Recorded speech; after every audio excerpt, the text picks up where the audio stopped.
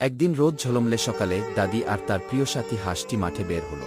হাতে ছিল এক রঙিন ঘুড়ি আর হাঁসটি খুশিতে লাফাচ্ছিল। আজ আমরা ঘুড়ি উড়াবো। তারা একসাথে মাঠের মাঝখানে দাঁড়িয়ে ঘুড়িটা আকাশে ওড়াতে লাগলো। নীল আকাশ, সাদা মেঘ আর রঙিন ঘুড়ি সব মিলিয়ে এক স্বপ্নের মতো দৃশ্য। ঘুড়িটা ধীরে ধীরে উঁচুতে উঠতে থাকলো, যেন মেঘের দেশ ছুঁয়ে ফেলবে। হাঁসটি আনন্দে ডানা মেলে দৌড়াতে লাগলো। দাদির মুখেও ছিল শান্তির হাসি। হঠাৎ করেই আকাশ কালো হয়ে গেল, বাতাসের গতি বেড়ে যায় আর শুরু হয় এক বিশাল ঝড়। দাদি শক্ত করে ঘুড়ির দড়ি ধরে থাকেন, কিন্তু সেই ঝড়ের দাপটে হঠাৎ ঘুড়ির দড়িটা ছিঁড়ে গেল। ঘুড়িটা উড়ে গেল দূরে, অনেক দূরে। হাঁসটি লাফিয়ে ধরতে চাইল, কিন্তু তার ছোট পাখা সে কিছুতেই পৌঁছাতে পারল না। দাদি হতবাক, হাঁসটি থমকে দাঁড়িয়ে কাঁদতে শুরু করল। এই রাতে হাঁসটি এক অদ্ভুত স্বপ্ন দেখল। সে দেখল সে নিজেই ঘুড়ি হয়ে গেছে, ডানা মেলে সে আকাশে উড়ছে, মেঘের মধ্যে দিয়ে যাচ্ছে আর চারপাশে রং বেরঙের আলো। কিন্তু হঠাৎই ঘুম ভেঙে যায়। হাঁসটি জেগে উঠে দেখে সামনে পড়ে আছে ভাঙা ঘুড়ির কাঠি। সে চুপ করে বসে থাকে, চোখে জল। কেন জানো? কারণ কেউ লাইক আর সাবস্ক্রাইব করেন। একদিন রোদ